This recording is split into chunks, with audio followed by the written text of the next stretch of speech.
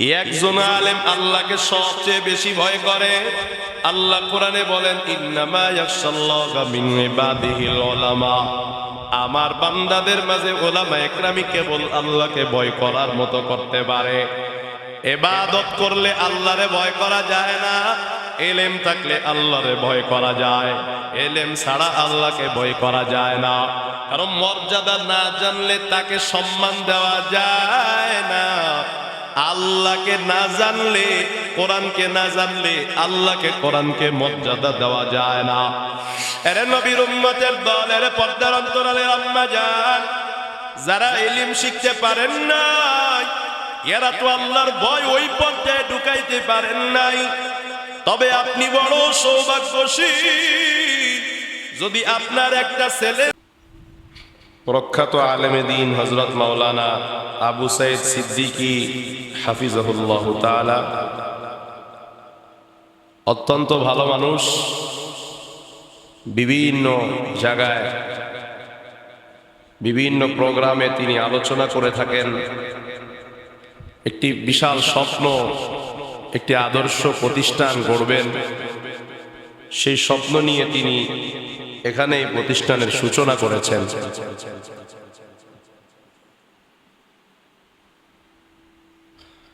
তার হাতে গড়া এই প্রতিষ্ঠানে আল্লাহ পাক আমাদেরকে কিছু সময়ের জন্য আসার জন্য তৌফিক দান করলেন। দ্বীনি কিছু মুজাকারা, আলোচনা, তাকরার আমরা করব। আল্লাহ পাক আমাদেরকে তৌফিক দিয়েছেন, শুকর আদায়তে পড়ি আলহামদুলিল্লাহ। লক্ষ কোটি দরুদ ও সালাম বিশ্বমানবতার মুক্তির দূত, শান্তির বার্তা ও খেদায়েতের পরম দিশার উম্মতের কান্ডারি সাইয়্যিদুনা জনাবে মুহাম্মদুর রাসূলুল্লাহ সাল্লাল্লাহু আলাইহি ওয়াসাল্লামের উপর। বছরের শুরুতে ইসলামী প্রোগ্রাম, এখানে অনেক ছাত্রের অভিভাবকরা, মহিলা পুরুষ অনেকে এসেছেন। আপনারা বড় সৌভাগ্যশীল, আপনাদের কপাল বড় ভালো। আপনারা যুগের সর্বশ্রেষ্ঠ সন্তানদের অভিভাবক, পিতামাতা হতে পেরেছেন। এটা আল্লাহ পাকের দয়া অনুগ্রহ ছাড়া আর কিছু না। আল্লাহ পাক যার প্রতি দয়া করেন, যাকে পছন্দ করেন, যাকে ভালোবাসেন, তাকেই শ্রেষ্ঠতম জায়গায় অথবা শ্রেষ্ঠতম জায়গার সাথে সম্পৃক্ত হওয়ার তৌফিক দান করেন। দামি জায়গায় যার যাতায়াত থাকে তাকে মানুষ দামি মনে করে। মাদ্রাসা এটা দামি জায়গা।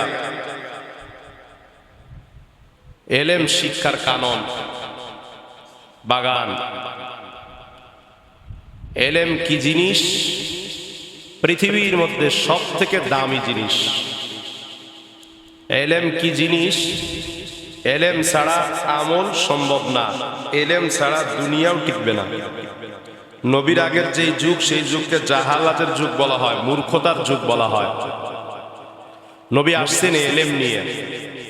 আল্লামানি রব্বি, নবী বলেন আমার আল্লাহ আমার এলেম শিখাইছেন। এলেমের কারণেই মানুষের দাম বেড়ে যায়, মূর্খতার কারণেই মানুষের দাম কমে যায়।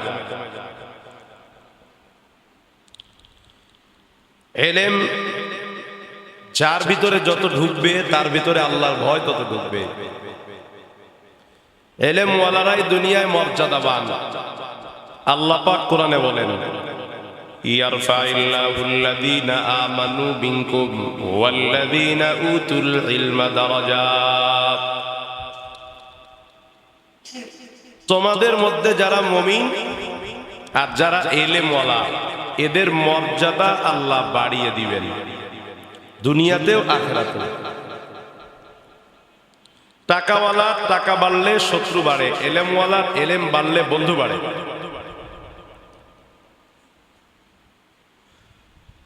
আল্লাহ, টাকা একদিন নিঃশেষ হয়ে যায়, এলেম কোনোদিন নিঃশেষ হবার না। এলেম কাউকে বন্টন করলে দিলে আরো বাড়ে, কমে না। আর সম্পদ বন্টন করলে কমে যায়। এজন্য হযরতে আলী রাদিয়াল্লাহু আনহু বলেন, আমরা আল্লাহর উপর খুশি। কেন খুশি? কয় রাদিনা কিসমাতাল জাব্বারি ফিনা লানা ইলমুন ওয়ালিল আদাই মালুন فإن المال يفنى عن قريب وإن العلم يبقى لا يزال। হযরত আলী বলেন, আল্লাহর বন্টনে আমরা খুশি, কারণ আল্লাহ আমাদেরকে ইলম দিয়েছেন আর আমাদের শত্রুদেরকে মাল সম্পদ দিয়েছেন। কারণ মাল সম্পদ এমন একটা জিনিস, অচিরেই তা ধ্বংস হয়ে যাবে। কোটি কোটি টাকার মালিক ফকির হয়ে গেছে, এমন ইতিহাস কি এই জমিনে নাই? আচ্ছা, কোটি কোটি টাকার মালিক মুহূর্তেই ফকির। আর ইলম এমন একটা জিনিস, জীবনে তা নিঃশেষ হওয়ার নয়। এমন কি মানুষ মারা গেলে সব শেষ হয়ে যায়। ইযা মাতাল ইনসান ইনকাতা আনহু আমালু ইল্লা মিন সালাসা। মানুষ যখন মারা যায় আমলের সব দরওয়াজাগুলো বন্ধ হয়ে যায়, তবে তিনটা জিনিস বন্ধ হয় না। এক নাম্বার, আমার মায়ার নবী বলেন, ইল্লা মিন সাদাকাতিন জারিয়া। মানুষ যদিও মারা যায়, দুনিয়ায় যদি দান সদকা করে যায়, মানুষ মারা যাবার পরেও তার দান সদকাটা নষ্ট হয় না। ওই দান সদকার সওয়াব সে কবরে বসে বসে পায়। আল্লাহর নবী বলেন আরেকটা হলো ইলম। এই ইলম এমন একটা জিনিস, মানুষ যদিও মারা যায় তার ইলমটা শেষ হয় না। তার নিঃশ্বাস বন্ধ, তার জবান বন্ধ, কিন্তু তার ছাত্রদের জবান এখনো বন্ধ নাই। এক সময় তার ছাত্ররা মারা যাবে আর ইলম শিখাতে পারবে না, তার ছাত্রদের জবান বন্ধ থাকবে না। তারাও মারা যাবে, তার ছাত্রদের ইলম শিখানো বন্ধ থাকবে না। অতএব দুনিয়ায় যে মৃত্যু আমাদের হয়, এই ইলম এমন একটা জিনিস, মানুষ লক্ষ লক্ষ জন মারা যাবে, সিরিয়ালে একের পর এক মারা যাবে, লক্ষ কোটি বছর পার হয়ে যাবে, তারপরেও ইলমের সওয়াব আর প্রতিদান বন্ধ হয় না। যেমন আবু বকর মারা গেছে বহু আগে, ওই আবু বকর যে ইলম শিখাইছে, ওই ইলম আমরা আজও শিখায়। আমরা এই মারকাজুত তাকওয়া আল ইসলামিয়া মাদ্রাসায় বসে যদি একটা হাদিস পড়ি, আলিফ পড়ি, তো এটার সওয়াব আবু বকরের কবরেও যায়, এটার সওয়াব ওমরের কবরেও যায়, এটার সওয়াব ইমাম বুখারীর কবরেও যায়, এটার সওয়াব ইমাম আবু হানিফার কবরেও যায়। এটা বন্ধ হয় না, মারা গেলেও আর বন্ধ হবার মতো। আমার নবী বলেন, 3 নাম্বার, এমন সন্তান যেই সন্তানটা বাবা মা মারা যাবার পরে দোয়া করে, নেক আমল করে, মারা গেলে ওই সন্তান যে নেক আমল পাঠায়, এগুলো যাওয়া বন্ধ হয় না। ইলম এটা শেষ হবার, যত বয়স হবে তত ইলমওয়ালার মান মর্যাদা বেড়েই যাবে। কেমন মান মর্যাদা ইলমওয়ালার? আমার নবী বলেন, ওয়া ইন্নাল মালাইকাতা লা তাদাউ আজনিআতাহা রিদান লিতালিবিল ইলম। রাজনৈতিক নেতা অথবা শিল্পপতি গালিচার অভাব নাই, হুন্ডা দিয়া শোডাউন ফুল, এত সুন্দর শোডাউন খরচের ব্যবস্থা কে করলো? খবর নিয়ে দেখা গেল যার নামে স্লোগান দিল, যারে ফুল দিল ওই ফুলের টাকা সহ, যারা হুন্ডা নিয়ে শোডাউন দিল প্রতিটা হুন্ডার তেল সহ সব, যাকে শোডাউন দেওয়া হলো তার পকেট থেকেই ব্যবস্থা করা হয়। নিজের পকেটের টাকা দিয়ে ফুল কিনে দেয় আর তেল কিনে দিয়ে বলে হুন্ডা লয়ে আসবি, আমার টাকার ফুল দিয়ে আমার একটু মানুষকে দেখাবি যে আমার তোরা শুভেচ্ছা জানাই। এর চেয়ে তার সেরা কাজ আর কি হতে পারে? যে নিজের পকেটের টাকা খরচ করে আরেকজনকে দিয়ে ফুল নিয়ে মানুষকে দেখাচ্ছি যে মানুষ আমাকে ফুল দেয়। আসলে তো ধোঁকাবাজ, মানুষ তো দেয় না, এটা তো ওর টাকা দিয়ে ও নিজেকে দেয়। তারপরেও যাদেরকে দিয়ে দেওয়া হয়, আর যদি মানুষই দেয় তাদের পেটের মধ্যে গুবরা না পাক। মানুষের ফুল দিয়া কি হবে? মানুষের স্বাগত নিয়ে কি হবে? আপনারা কি জানেন? আল্লাহর নূরের তৈরি ফিরিস্তা যারা জীবনে কোনোদিন গুনাহ করে না আর করবেও না, এরা গুনাহ কি জিনিস জানেও না, এরা যেই দোয়া করে সেই দোয়া আল্লাহর দরবারে কবুল হয়ে যায়। ওরে নেতার সন্তুষ্টির জন্য পাতি নেতারা কর্মীরা দৌড়ায়, ওরা তো জানে না ছোট্ট ছোট্ট যে বাচ্চাগুলো মার্কাজুত তাকওয়া ইসলামিয়াল মাদ্রাসায় পড়ে, এদের সন্তুষ্টি পাবার জন্য নূরের তৈরি ফিরিস্তারা তাদের ডানাগুলো এই ছোট্ট ছোট্ট বাচ্চাদের পায়ের নিচে বিছায়া দেয়।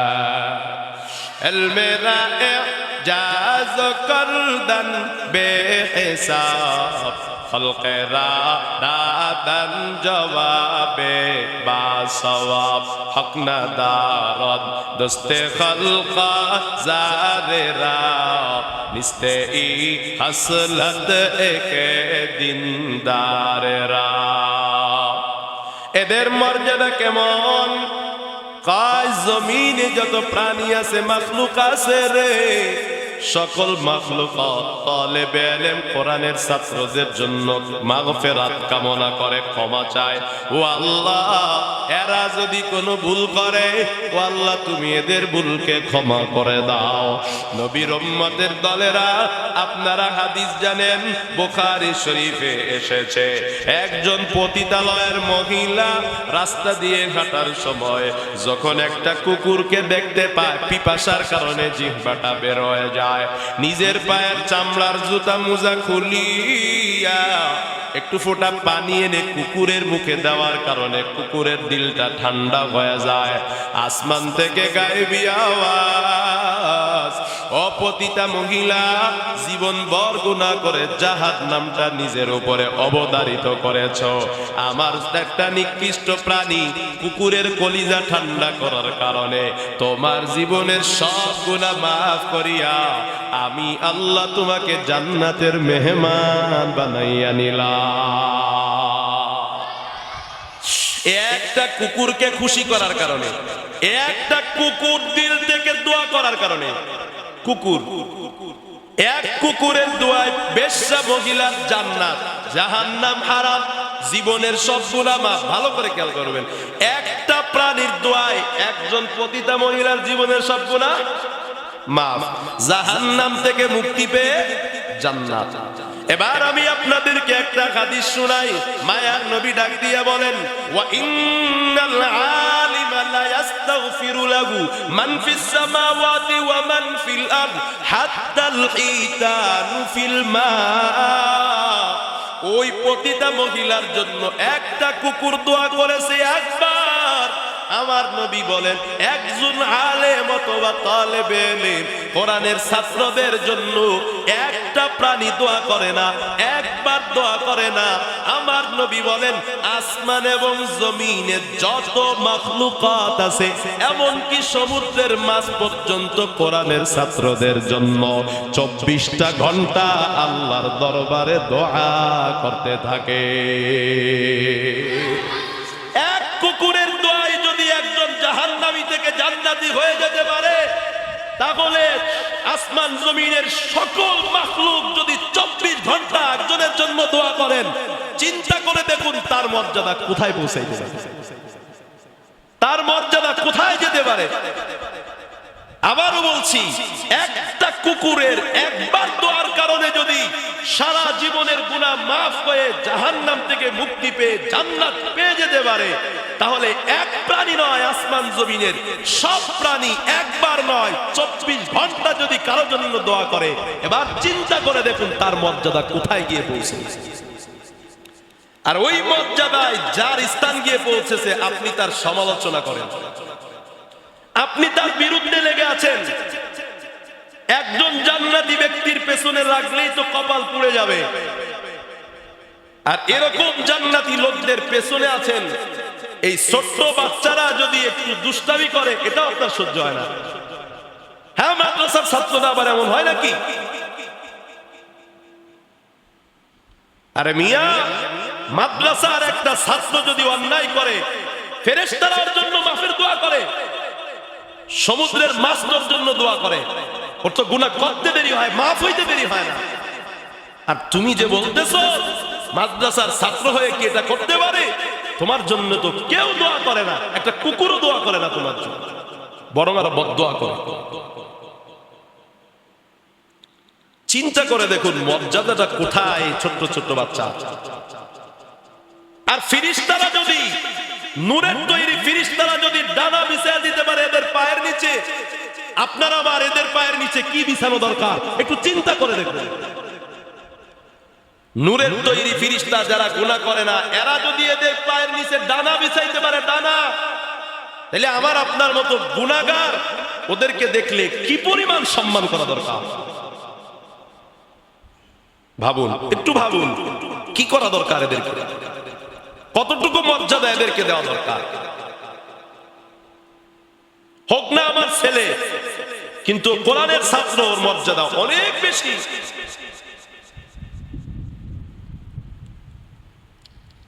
আমার রাসূলের পরে ডাক দিয়ে বলেন, ফজলুল আলিমি আলাল আবিদি কাফজলিল কমারি আলা সাইরিল কাওয়াকিব। এই তোমরা কি জানো একজন ইবাদত গুজার আর একজন আলেমের মাঝে পার্থক্য কি? বলবেন হুজুর আমি তো নিয়মিত নামাজ পড়ি, আমি রোজা রাখি, আমি হজ করি, আমি যাকাত দেই, আল্লাহর কোনো বিধান আমি মানি না এমন নাই, সব আমলগুলো আমি করি। আমার রাসূল বলেন তুমি যদি আল্লাহর সব বিধান মেনে নাও, তুমি যদি একজন বড় ইবাদত গুজার হয়ে যাও, তারপরে একজন ছোট্ট থেকে ছোট্ট, সাধারণ থেকে সাধারণ আলেম আর তলবে আলেম, তোমার মাঝে আর ওই কোরআনের বাচ্চাটার মাঝে পার্থক্য কি জেনে নাও। আমার নবীজি ডাক দিয়া কয়, আসমানে তাকায় দেখো অনেকগুলা তারকার মাঝে একটা যেমন চাঁদ দেখা যায়। আল্লাহর নবী বলেন একজন কোরআনের হাফেজ আলেম, একজন কোরআনের ছাত্রের মর্যাদা হলো অনেকগুলা তারকার মাঝে একটা চাঁদ যেমন মর্যাদা, ইবাদত গুজারের চেয়েও চাঁদের মতো ওই ছাত্রটা মর্যাদাবান। বলেন লক্ষ কোটি তারকার দাম বেশি না এক চাঁদের দাম বেশি? বলেন না। চাঁদ যদি না উঠে তাহলে মানুষ রোজা রাখতে পারবে না, ঈদ করতে পারবে না, মাস গণনা করতে পারবে না, রাতে চলতে পারবে না। এক চাঁদ এটা হাজার কোটি তারকার শিরোমণি। ঠিক তেমনি ভাবে হাজার কোটি ইবাদত গুজারের চেয়েও একজন আলেম, একজন কোরআনের তলবে আলেমের দাম এরকম বেশি। এজন্যই তো বলে মাউতুল আলিমি কামাউতুল আলিমি কামাউতুল আলামি। একজন আলেম মরলো মানে একটা পৃথিবী মারা গেল। যেই যুগে আলেম যত বেশি, ওই যুগের মানুষ তত বেশি ভালো, ওই যুগে তত বেশি আল্লাহর ইবাদত বেশি, ওই যুগে ন্যায় ইনসাফ বেশি। আর আলেম যত শূন্য হবে ততই ওই সমাজ ভেঙে পড়বে, ওই সমাজের মর্যাদা আল্লাহর নিকট তত বেশি কমে যাবে। আর এলেম এটা তাকওয়ার নাম, গদবাদা কিছু জানার নাম নয়। এলেম কারে কয়? যার ভেতরে আল্লাহর ভয় ঢুকে যায়, এটাই হলো এলেম। জানার নামে এলেম নয়, তাকওয়া হাসিলের নাম হলো এলেম, আল্লাহর ভয় এসে যাওয়ার নাম হলো ইলম।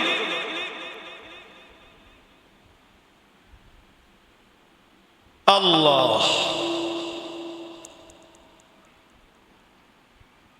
নিজের ভেতরে আল্লাহর ভয়টা চলে আসা।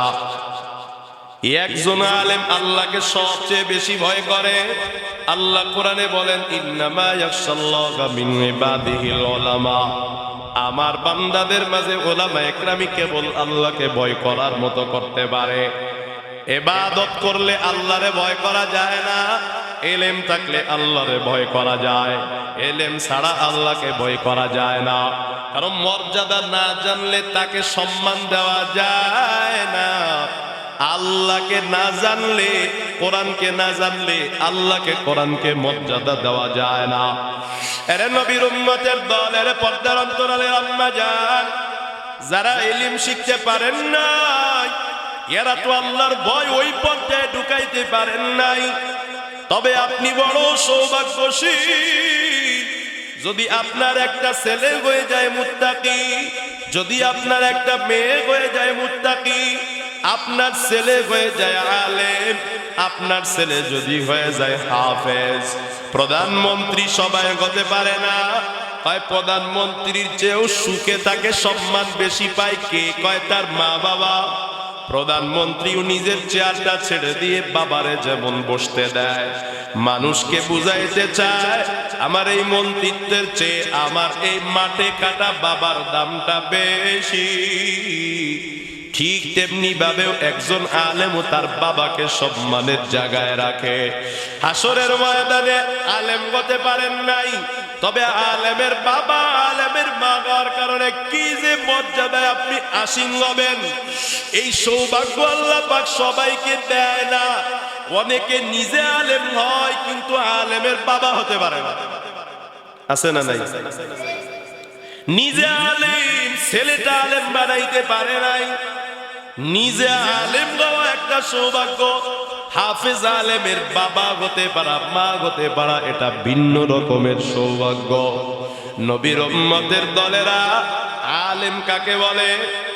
আলেমের মর্যাদা এমন, আলেম যে এলাকায় থাকে ওই এলাকায় আলেমের তাকওয়া ছড়ায়া যায় রে বাবা। এলেম কেমন জিনিস? দাওয়াত ও তাবলীগে গেলে মাত্র 6টা এলেম শিখায়, 6টা কথা শিখায়। কালেমা, নামাজ, ইলম ও জিকির, ইকরামুল মুসলিমিন, দাওয়াত ও তাবলীগ। কয়েকটা এলেম মাত্র 6টা কথা শিখানোর কারণে, তাবলীগে গিয়া শিকার কারণে। আগে বিড়ি টানতো, এখন বিড়ি টানে না। আগে নেশা করতো, এখন আর নেশা করে না। আগে দাড়ি ছিল না, এখন লম্বা দাড়ি। আগে মসজিদে যাইতো না, এখন নিয়মিত মসজিদে যায়। আগে হারাম খাইতো, এখন হারাম খায় না। আগে মানুষকে ফাঁকি দিত, এখন আর ফাঁকি দেয় না। কয় কি কারণে এমন পরিবর্তন? কয় 6টা কথা মাত্র শিখছে। এরে জগতের মানুষ 6টা কথা তাবলীগে গিয়া, 6টা এলেম তাবলীগে গিয়া সংক্ষিপ্ত আকারে শিকার কারণে একটা মানুষের জীবনের পরিবর্তন হয়ে যায়। একটা মানুষ আল্লাহরে ভয় করতে শুরু করে দেয়, জাহান্নামী একটা মানুষ জান্নাতি হয়ে যায়।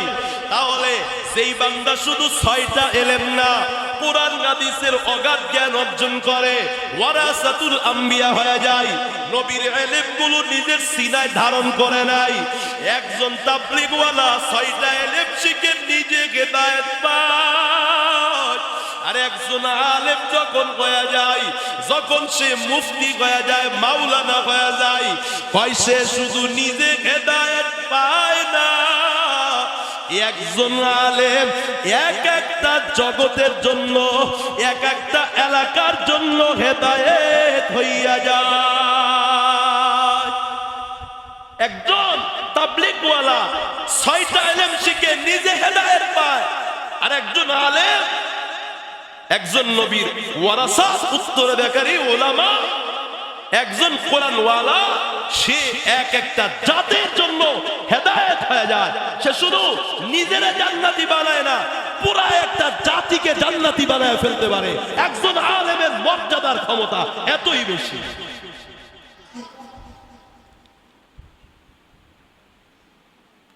ওই এলেম আমার ভিতরে যতটুকু ঢুকবে, আমি বাজান তত বেশি দামি হয়ে যাব। ওই এলেম আবু বকরের মধ্যে ঢুকেছে। এলেম হলো তাকওয়ার নাম, আল্লাহর পরিচয়ের নাম, বেশি জানার নাম নয়। তাই যদি হইতো হাজার হাজার হাদিস বর্ণনা করেছেন আবু হুরায়রা রাদিয়াল্লাহু আনহু, কিন্তু হযরতে আবু বকর মাত্র কয়েকটা হাদিস বর্ণনা করেছেন, 100 হাদিসও হবে না। আমাকে একটু আপনারা জবাব দেন, নবীর পরে পৃথিবীতে শ্রেষ্ঠ মানুষের নাম কি? আরো জোরে। আবু বকর। কিন্তু হাদিস বর্ণনা করেছে কার থেকে কম? আবু হুরায়রার থেকে কম। ওই আবু বকরের দাম বেশি কেন?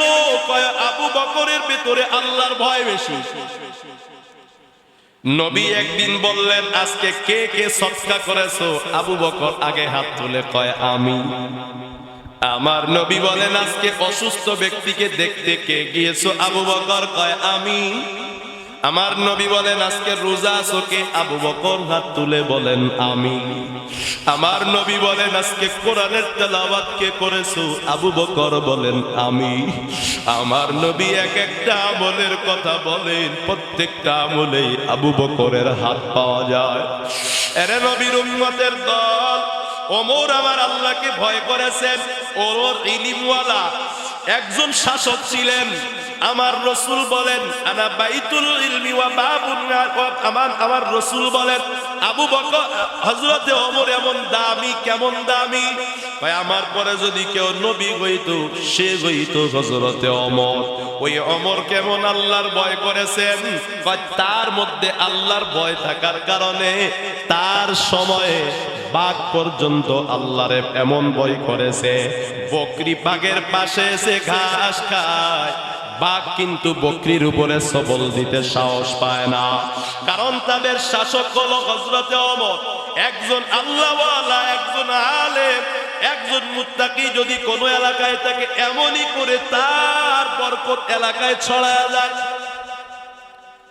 আর যে এলাকা আলেম শূন্য হয়ে যায়, ওই এলাকা বরকত শূন্য হয়ে যায়। এজন্য যে এলাকায় আলেম বেশি, ওই এলাকায় বরকত বেশি। নবীর উম্মতের দলেরা হযরতে ওমরের তাকওয়ার কারণে কি অবস্থা হয়েছে তার এলাকায়, ভালো করে খেয়াল করবেন। হযরতে ওমর